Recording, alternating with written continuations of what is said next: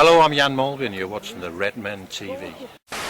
Hello, welcome to Redmen TV. It's the Uncensored Match Buildup show. Liverpool travelling to take on Hull City at the is it the KC Stadium these days? Has it got another name? You can never keep up with these crazy name stadiums. Anyway, I'm joined by Chris Pajak. I'm joined by the man, the legend, the James Sutton. Yeah, and of course, and I really feel really sorry, so I'm going to have to big up just as much. The other also man, the other also legend, the ever brilliant Simon Hughes as well, to discuss this game. Really, Chris, all we really want to do is bury our fucking heads in the sand and think about next season, but there's still games to play. This is one of them. Are you looking forward to the match? Not really, no. I just want to, I said this before the last game against West Brom. I just want Liverpool to go out and just try and play creative football and just try and score a few goals. Yeah. You know, just play some pretty football and score some goals. That's literally all I want to see from now until the end of the season. It's interesting, James, because Rodgers has said that we need 5 straight wins to even have a slim chance of top 4, which is fine. I actually wonder, because I think I agree with Chris, but I wonder how much that still having that mathematical possibility could actually be a little bit of a hindrance, which sounds ridiculous. But by that I mean that if it was the season was a complete fucking write-off, I mean complete and utter write-off, you could go, all right, fuck it, let's experiment and let's try some new things and see if we can get some optimism going for next season. But the fact that, like Rodgers is saying there, the possibility of winning all 5 games, Man United, you know, getting a draw and dropping another couple of points somewhere, and we could be right back in there, that could be an issue. We don't have the mental strength this season. That's where I see it. We don't have the mental strength to cope with the possibility of top 4. Every time we've had a big game, I'm not just talking about United or Chelsea or anyone. I'm talking any big game, the semi-final, anything. Anytime there's been any pressure on us, we've fucking crumbled this season. Anytime. Yeah. And I think you're absolutely right. I think the season's over, and I think the sooner the season's over, the better. Not just for us, but also for the players as well, because I think they need to really regroup and you know, we need to get some new players in, but we also need to have a real, I don't know if they need to get a psychologist in or something, but everyone just looks really, really fragile and really, really confused. We've had too many of them. Steve Peters was the saviour last season. Is he still? He's been released. He's been released. We've not got. We need sort of. It's you know who fucked us with Steve Peters? Ronnie O'Sullivan at the World Championships last year. The hoodoo was broken. If he'd fucking just gone on and won the World Championships, then everything would have been fine. But was he found out as a fraud then? So no, and then he went with England, didn't he? And England were an absolute fucking mockery. Which we is shouldn't not have let him go to England. No, absolutely not. But no, look, I think right, and I feel that sentiment totally. But come on, surely it's bullshit. Come on, there's 5 games. No. 5 games left to play. People are really going to want to watch this show, aren't they? You're too late, you're on at the end. Don't click the red cross. I think the problem is with Liverpool, as James just said there, they've never actually at any point this season been at a stage of tangible strength. It's always been catch up. You know, they obviously had an absolutely fantastic run, which will be forgotten about. You know, absolutely, already has been forgotten about. Was it that fantastic? Well, yes. I think it was, yeah. I mean, to go, I think it was because they'd had such a terrible start, and obviously defensively it was fantastic. Oh, to put the win and run together. Yeah, well, I mean, I as we discussed before, I quite admire that kind of defensive. But we weren't scoring Liverpool weren't scoring lots and lots of goals, but they were creating lots of chances and playing with the similar kinds of, you know, fizz that they had last season in that run. But even then, having got to that, like, it's just typical Liverpool of the last almost 25 years. It kind of they give you that little glimpse that you can almost like feel it, and then suddenly it's just swiped away. Yeah, you know, quite regularly that's happened, and it's been the case the whole time I've supported Liverpool. Yeah, basically, yeah. But that, you're right. That I think that like after we talked on the first subscriber show about this notion is that to come so close last season and then to have it clawed away, but then to be so broken throughout the start of the season and then to have it like dangled again. I think, we might just catch onto the coattail. No, fuck off. It's absolutely devastating. And I think you're right. Look, definitely, I'm going to keep a positive frame of mind because sadly it's just the one I was born with. But you're right in that. I think the lads are right, Chris. That 5 games. hey, 5 games, you can win, any football's magic, yada, yada, yada. I can't even be asked to do my speech. But there's nothing there. I said my biggest fear this season is we're in danger of turning into England in that regard of like just saying, well, because of what we've done in the past, we should win these games, instead of like, no, the reason you win stuff is because you've got a great system, you've got great players all playing well. That's why you win games. You don't just win them because you feel that you should. So what's the question? So the question, the question is about coming into this run of games. You know, there is no tangible basis there to suggest that Liverpool can actually go on this. So do we just fuck it off and go mental? I think you've got to, if you're Brendan Rodgers, you're in his shoes, right? There's a possibility if we fuck these last 5 games, it will be 7th again. 7th, 2nd, 7th isn't good enough as Liverpool manager. No matter how good 2nd was in his middle season, you know, he needs to be motivating the players for at least 5th position right now. You know, I don't think 6th's good enough. I don't want to be out of the Europa League. I know there's loads of people who do. I would love to be out of the I Europa don't, League. because of the simple fact that we're trying to attract players. If you're not in Europe, how do you attract better players? How do you actually get You're only better going to have to going play one forward? game of football a week. We'll win loads. You'll With- play every Yeah, every one of them games. This is true, but with our 14 players again, and we know how that ends. Yeah, it's true. We've been there before, haven't we? So, you know, I think as Brendan Rodgers has to prove that he can motivate players for games that aren't vital as well. That's something that he's not been able to do this season. He's not been able to motivate players for games that are vital. So he needs to be able to do that. He needs to be able to motivate his squad. He needs to win the games. He needs to get the fans on side. But how would you? Score loads of fucking goals. Yeah, but this is the point. Is that what I'm saying is, do you stick doing what we've kind of done, or do you say, well, you know what can we do? I think that's different? the one thing that we haven't done enough of this season is play 2 up top. We talked on the final word show, didn't we, about how Balotelli's not a lone striker. Well, Daniel Sturridge, for me, isn't a lone striker either. I know you probably echo that as well, Si. I don't think over his career Daniel Sturridge has played up top on his own consistently for any length of time. I said this a few weeks ago. Don't think Balotelli's a lone striker. Lambert certainly ain't a lone striker, and Barini's probably not a lone striker either. Yeah. So why are we playing one up top? Yeah. To accommodate the 2 behind. Yeah. The one thing on a positive note, which probably won't happen, is that it would be quite nice to go to Stamford Bridge and delay them from winning the title. You know, especially after what happened last season and the fact that they practically won it at Anfield a few years ago. You know, under Rafa's did they win the title? They won at Anfield and they practically I think guaranteed it's, them the it's title. pretty much sewn up. I mean that was a horrible match as well, because it was like really submissive. It's like I'm kind of happy Chelsea are winning the league because it means that United aren't, and it's just, for me, that's not really what football is about. Yeah.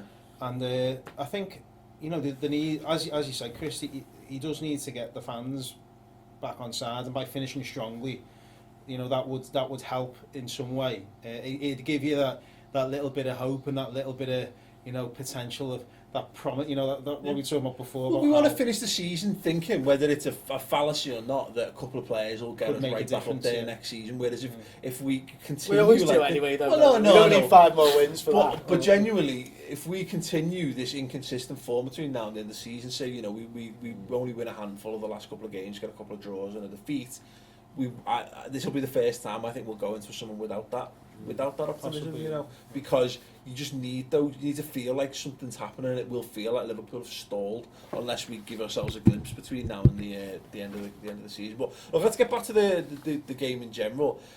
Daniel Sturridge, Mr. Glass himself, apparently might not play for the rest of the season now. Yeah. I mean, what's the fucking point?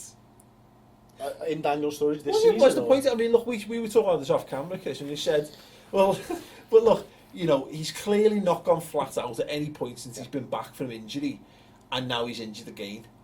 You may as well have gone flat out. I'm leaning towards that opinion. Yeah, look, the one thing for me with Daniel Sturridge at the moment is he's not fitting the system. He doesn't look happy when he's on the pitch. He's not willing to give 100%. That's what I've seen since he's come back in the side. He's not running at 100% because he's scared. What happens when you play football and you pull out of tackles and stuff at any level is you get injured. Yeah. Because somebody else is going 100% and you're trying to get your body. Well, it's in how a many natural people position. you break the leg and then go back and break it again, and it's not because it's weak, it's just because you don't Yeah. You don't. It's always a way in your mind. You put yourself into compromising situations. So we were discussing this, and obviously to have a moment. It's all over you there. So. Put that. We never covered. I mean, where do you stand on it? Because Brendan Rodgers hasn't been afraid to make mentions of it in the press and what have you. Whether he's no, I don't think anyone's fully convinced by Daniel Sturridge, and it doesn't look like Brendan Rodgers is blanking on him being the answer long term. He's put it out. You know, he did it a couple of months ago where he said, you know, he questioned his mentality. You know, whether he's able to deal with being, you know, Liverpool's first choice striker, and then obviously he's picked up another injury, and the injuries seem to be coming in training as well, not actually in matches. So from Sturridge's point of view, I do have a little bit of sympathy, because should Liverpool be doing more to tailor his training programme to his own personal needs? Maybe I could understand that if he feels that way. I'm sure I can't imagine They they've are not though, done that already. Well, they obviously they put out in the other day, Liverpool, that they're going to put him on a different programme again, which, I mean, I don't. But this all just makes me think that it's mental Yeah. with him. Well, Because he's obviously working with specialists. I mean, when he went away to England, and you know, whatever happened out there, we don't really know what happened, but he wasn't looked after very well. again, I mean, it goes back. All the Sturridge conversations kind of lead back to Suarez, don't they? Because, you know, Because you keep fucking Because- bringing them back. Sorry, Stop sorry. it. it's not 2014, it's 2015. It started. But you know, I think it's inevitable, But and lads, it's Luis Suarez, yeah. Yeah. Well, you know, he took a lot of buffeting, didn't he, Suarez? You know, the knees in the back, that kind of all the fouls. You know, a lot of Chest opposition stamps. supporters, you know, questioned his, you know, him falling to the ground, but the referees would never give him, you know, a foul like all those snidey little ones. And now Sturridge is the one taking all that, and I don't know whether his firstly, if his body, and equally if mentally, you know, you've got to be quite tough mentally to deal with knowing that you're going to be battered all the way through the game. Because I know people like to say the Premier League's a non-contact sport, but if you watch the way, you know, defenders operate, you know, you only needed to see like John Terry and Gary Cahill at the weekend, whereby, you know, they're really going in hard on you. And I don't know whether he's got the physique or the mental strength to kind of to get over that, because he clearly is a very talented player, and it's so frustrating, isn't it, to see somebody who, you know, ruthless in front of goal. You know, his goal scoring record's absolutely fantastic. Any other club, you know, if you were a club looking at that, you'd want to sign him, wouldn't you? Yeah. And I think that his absence has caused so many problems for Liverpool as well, because they've put him on a big fat wage, new contract. You know, he's forgotten this. You know, he signed a new contract in September, and he's barely played a game since then. And you know, obviously leads on to sort of Raheem Sterling and what his demands are. And in his absence, obviously Sterling's filled that gap quite well, I think. And I can understand Sterling's point of view. You know, you put him on that wage. You know, where do I figure in your plans? Yeah. It's just I'm just disappointed with Sturridge, because we've said it all season. What a different campaign it could have been, just having him, someone of his calibre, fully fit and playing. And I don't want to turn it too negative on it, because it's pure speculation, and you know, the idea that he's not giving it 110%. And I can appreciate, we were speaking to Ian Wright about it a few weeks ago, that idea of like, when you come Name back dropping from, there again, isn't he? He's He's done this about 5 times. Like it's an everyday occurrence.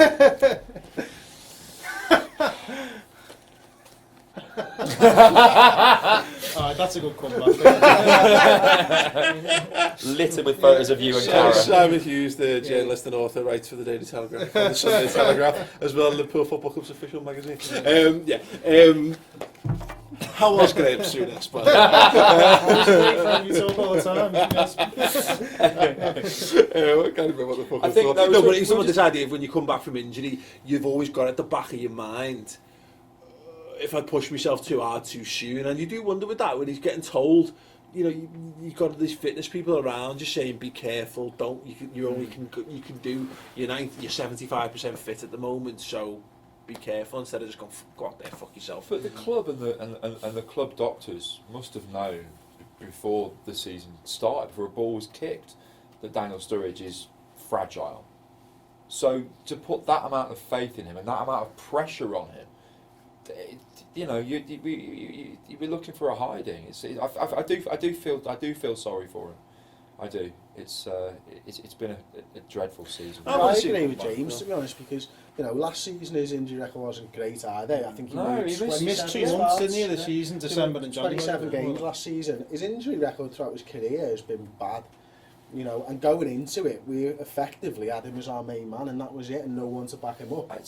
Who plays of a similar ilk to Daniel Sturridge? Yeah, no, that's right. It's a battle because he's gone away. They apparently got to the root cause of the thigh problem, and that's great. And now he's got a hip injury. It's Chris Kirkland all over again, basically. He is the attacking Chris Kirkland. That's what it is. In case you were wondering, if you don't know who Chris Kirkland is, he'll be in the size next book. Cutting, wasn't he? Yeah. Books about shit footballers. Reach for the stars. Reach for the stars. Fascinating books about it. No, it is a shame. But a couple of, I think the big story around this game is the planned boycott. Actually, we're talking about the game. We're talking about the Daniel Sturridge and all this kind of stuff. But the big issue for fans is obviously trying to get this notion across that we're paying far too much money to attend football games. I haven't got the exact figure, but I think the one that's been bandied around is like it's like a £15 increase in price. The same game from last season. Other teams are going to Hull and paying £10-15. It was the Stoke price was thrown Stoke about. was £17 when they went to Hull this season. Yeah, £17. And we're getting charged £50. Yeah. So I think it's a constant ongoing thing. I don't think we need to get into too much detail on it because maybe it doesn't really fit with our tone. But it's something that needs to be done on its own, to stand on its own legs as a show. I think, but I think we're all behind the notion that more needs to be done from the principle of it is absolutely spot on. I don't want to sound disparaging, but it's not going to change anything unless every club does it every time they go away. Go right, you're not having any away support at any ground until it's fixed.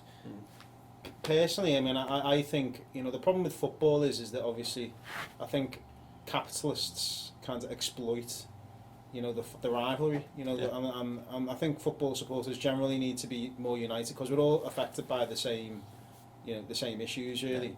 Yeah. And I've said for a long time that I think the needs, if they could mobilise themselves, it sounded like but if everybody could mobilise themselves and actually just a widespread boycott, that's the last thing that the Premier League want. And we were discussing before about the FA. They seem to kind of want to wash their hands of all the responsibility in this, and they could do a lot more. That they could insist that ticket prices for FA Cup matches are a lot cheaper, which would therefore get atmospheres inside stadiums more lively at least. Anyway, it might be a lot of kids, but they don't. They haven't. They're in charge of that competition and they don't do anything about it. So that's the first thing that they could do. And we've seen it. I mean, for example, it's interesting with Hull only the last couple of days because their owner, I mean, it's quite a long story, but I won't go into all the details. But their owner has an investment in North Ferriby United, who won the FA Trophy a couple of weeks ago, and he's just decided now, I don't want any involvement in that, and they've taken voluntary relegation, having won the FA Trophy at Wembley 3 weeks ago. So this is the kind of person that you're dealing with, where the money's going. Yeah. And it's wrong. It's wrong, and something needs to change. Unless there's, I do worry about the future of football. If there isn't that change, because people have stopped playing as well as a result, because it's too expensive not just to watch but to play. And I think you get your inspiration by going to the match live, don't you? Watching inside the stadium. And if you don't have like a generation now of kids who there's a generation of kids now who just watch games on TV, and that's just grim for the future of the game. The problem with it for me is that it's kind of, in some sense, it reminds me a little bit of like Liverpool's, when Liverpool have the ownership issues, and you get this, is that it's dividing fan bases, and it shouldn't divide fan bases, but it's like the people in charge want the fan bases divided. It's like fucking politics, isn't it? You know what I mean? It's like the people in power don't want to have their power stripped or shaken, or don't want to be forced into anything.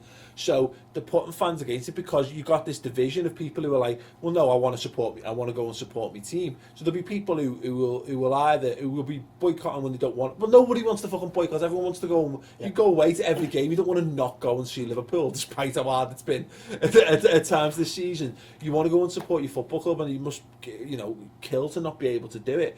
But this is the problem. You've got people who are going, well, no, I need to go and support my team, and when yet at some point someone's going to have to stand up and like I think they're doing it now, aren't they? So I'm saying, well, hang on, no, we need to make a stand and to prove this point. This point has to be made at some point. So sacrifices are going to have to be made. It just does my head in that it's come to this. It's destroying the very core of what football is meant to be about. Which is meant to be about, as you say, going to the match with your mates and spending a couple of hours. Yeah, exactly. But it's not like that anyway. It's not. You don't go to the match with your mates. Well, exactly what you can't. This is the point of what it's meant to be. This is why it needs to change. It's meant. You're meant to be.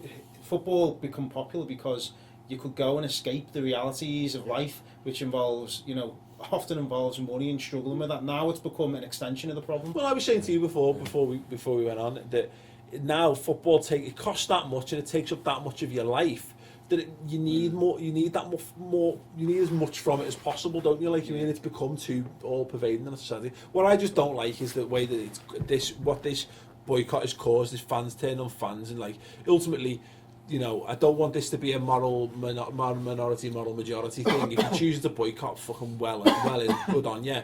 But I don't want people who are going to see. We don't want to picket line. Well, no, but the point is, what I don't like is seeing people getting called scabs on. You know what I mean? Because they're going to the game. Look, people need to make a stand, but I think people should be respected for the decisions they make. I just, but ultimately, good on anyone who is actually doing the boycotts, because that point needs to be made. But I would look amongst yourselves and say well done and take the adulation for taking one for the team, literally. But just let's not don't let it get nasty, because there's no point in fans turning on fans. We all want the same. We all essentially want the same thing. Yeah, that's it. Like, you know what I mean. So yeah, it's a shame. It's dead annoying. I think something like you've seen, out of all the billions that come into the game, they've earmarked 200,000 towards this subsidy for away tickets or whatever. Like, it's very generous of them, isn't it? Good on your Premier League. Says everything. Yeah. So let's hope it does have the impact at all. Because I was saying this to me, that's the best way to do it, is to have a big fucking gap of empty seats. Yeah, if you want to make change, you've got to sacrifice. There's got to be some sacrifice along the way, and if that's what it takes, then that's what it takes. And I'm actually proud that it is Liverpool supporters doing it. Like as you said before, that Liverpool's supporters, we've got a lot to thank. The club's actually still here in its present format because of what happened, under the previous owners. And you look at Newcastle's situation. Imagine being a Newcastle supporter now. They need to sort that out. That's it, because it's only ever going to get worse. Yeah. And it's the same. It's under the same for the same reasons, isn't it? Yeah, absolutely. Well, getting back to Simon. He's got obviously you got the new book out as well, Men in White Suits. We've done a bit more of a detailed discussion on it, but obviously just want to encourage everyone to get involved. What was the inspiration behind writing this one? Because obviously you had Red Machine from the book about the players from the 80s, focused on the 90s this time around. Yeah, I felt that there was, we kind of discussed it a bit earlier, about there's nothing really objective written about the 1990s. You're going to read an extract now, aren't you? No, I'm just going to just going to skim read it. No, I'll just have a look at the forward by Cara. Yeah, there's it's there's not very much objective written about the 90s, I feel, and I think that a lot of the 90s books are about, like, they're all autobiographies. Put me off here. I'm not judging you. What I'm not saying. He's checking the grammar. There's plenty of mistakes. Just sat here quietly tutting away to myself. Yeah, and it's the era that I started watching football and watching Liverpool, and it's always interested me why things kind of unravelled the way they did at Liverpool. And there's so many Liverpool books that are about the success and the glory, which I've obviously touched on with the Red Machine book, which I enjoyed writing, but I actually enjoyed doing this more because I felt that this was a period of Liverpool's history that hasn't been discussed. So I wanted to get like a mix of players who had their own interesting stories to tell, whilst also telling the story of the club throughout that decade, and hopefully there's a picture of exactly how it was. I like the fact that Ronnie Rosenthal claims he discovered like Nemanja Vidic and stuff, and then reveals that admits that he didn't really. maybe not quite discovered, but Yeah. saw them play at a decent level and said maybe it'd be good to buy him. Kind of thing like. But there's great because obviously you've got like the players you wouldn't consider. There's Nick Tanner in there. There's John Scales, and there must be people going like, "Who gives a shit about these?" But much like Red Machine have said, well, no, but but there'll be.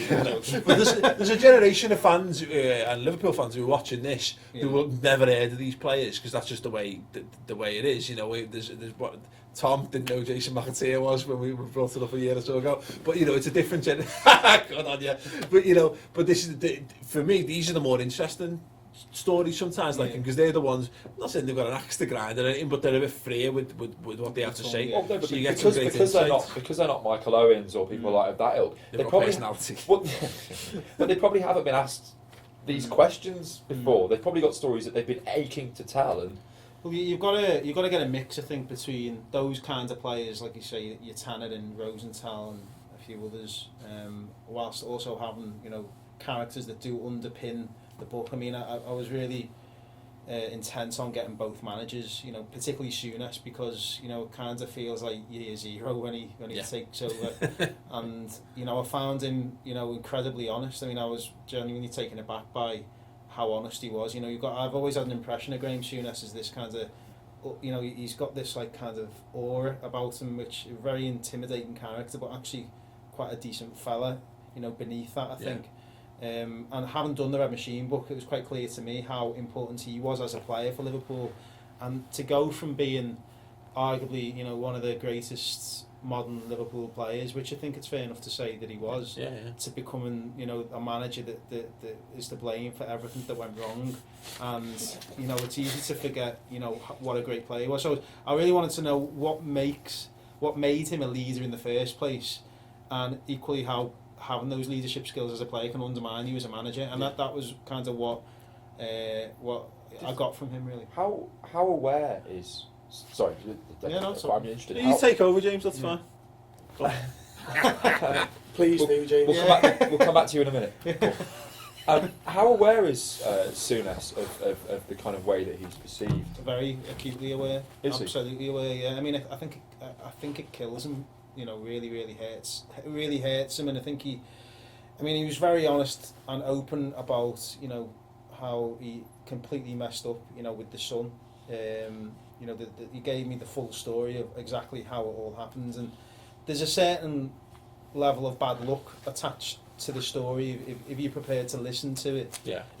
Yet equally, I still feel as a Liverpool manager you just can't make that kind of mistake. It's just a huge error of judgment, and certain things aligned throughout the course of that period when he was very unwell. I mean, he must have been thinking, I'm not making excuses for him, but there's only so many things when you actually look at what was going on in his life at the time. Marriage breakup, he had his heart problem, it affects your judgment and what you do, and at that time understandably people weren't prepared to kind of listen to all that. And equally I don't think he was quite as transparent about how he was in terms of his health and his life, because people had an impression of him as this guy that didn't affect him at all.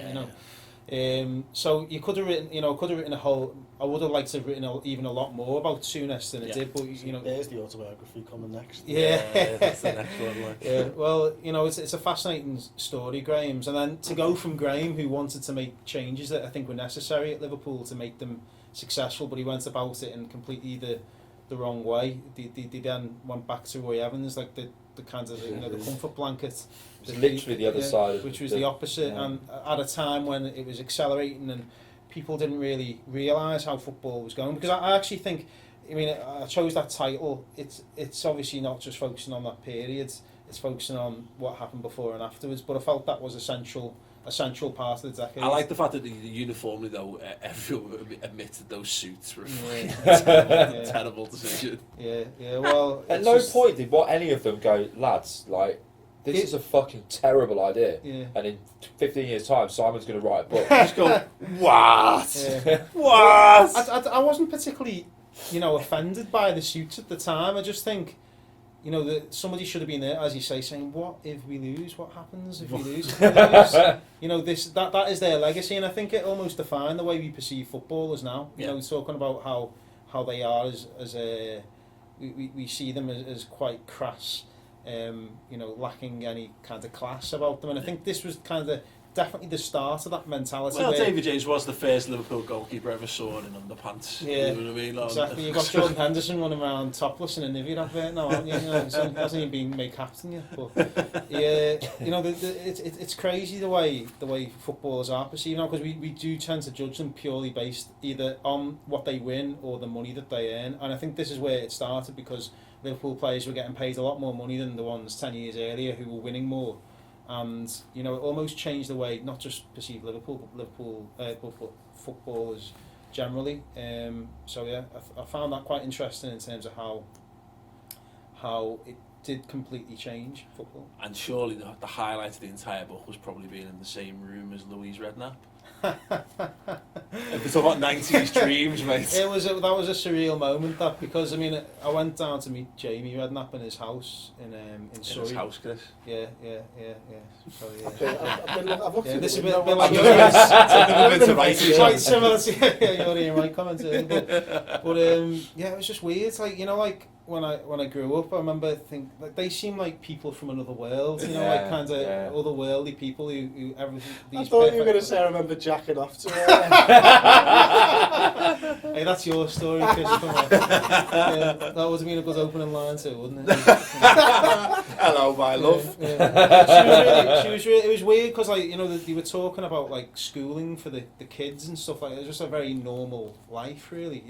Well, apart from the fact that they've got about 8 cars in the driveway. But yeah, that was a bit surreal. Well, it's quality, like I say. Can't wait to read it, man. Yeah, Seriously, if you want to talk a bit more about it, I've done an exclusive with Simon on that as well. Let's get back to the game now. Do go and buy the book because it is boss. But we need to know some score predictions from people, because Liverpool are playing and we do have to talk about it and we do have to go and watch it and all that kind of stuff. So, Shai, what do you think the score is going to be? 0-0. Of course. James? 1-0. I've got to have a bit of positivity. Chris? 3-0 Liverpool. No, Mental. that's more like it. Yeah. Batshit. Can't you the score? Oh Christ! The inner optimist in me says this is going to be the game. This will be the one where it clicks. Steve Bruce is another one though, isn't he? He's a bit. Fuck It's a off. weird record against Bruce. Just always manages to pull it out against us, doesn't he? Always, even in the season. Stop shaking me out. Yeah. 2-1 to Liverpool. Ugh. Leslie scored. We don't need to talk about how the team are going to line up. Who cares? It's going to be an interesting one. Quick question then, a quick straw ball. Mario Balotelli start again? No. If he's partnered with somebody potentially. Nah. No, who starts up front? Coutinho was the shadow false. Firework. The firework. Yeah, the firework, whatever that means. Yeah. I'd put Coutinho up front just to confuse everyone. Yeah, including Including the rest of the himself. team. Yeah, good. You agree with that? Coutinho or Sterling up top. Okay. So, I'd go 4-3-3 probably. okay. Yeah, now that you've said it, you're going to have to expand on it. Maybe Sterling left hand side, I right hand side, Coutinho up top. Drop Gerrard, play. It's going to be Henderson and Lallana. Lucas if he's available. He's not thought this through. Let us know your thoughts. What do you think Liverpool should go with in terms of starting 11 in the comments section underneath? Who starts up front, most importantly? If you've read Simon's book, extol its virtues in the comments below. Do that. If you haven't, go and buy it now and read it and be happy. Find out which former Liverpool player was a top shagger in his day. Definitely worth a read. His boss, definitely very, very good indeed. Anyway, we're going to wrap that up there. Leave your score predictions as well in the comments below. Check out the subscribe shows. Freeview week is over. I know you're devastated, but it just means you have to start your free month, which we give to all new subscribers on the redmentv.com. Go and check that out. Anyway, Chris, thank you very much. James, thank you very much. Simon, thank you very much. And to you at home, thank you very much. It's all got a bit weird. So thanks. And no live show for Hull. We're just not doing one. So we'll be back with the subscriber shows afterwards. Enjoy watching the game on a dodgy stream. If you've got any good links, tweet me at the Redmen TV, etc., etc. Anyway, thanks for watching. Ta-ra. Question then, ultimately, do you still believe in the plan? Yeah, but if there's an opportunity to push us further along the plan, I would take the opportunity. What would that? And The what would that be? opportunity, the plan that I believe in is I believe that the model that we've got under FSG is correct. I believe at the moment we've got a manager who can see out that. But if we can get someone who is a bigger name in Europe, more experienced, and a better manager, then we're Liverpool Football Club, and we should always strive to improve.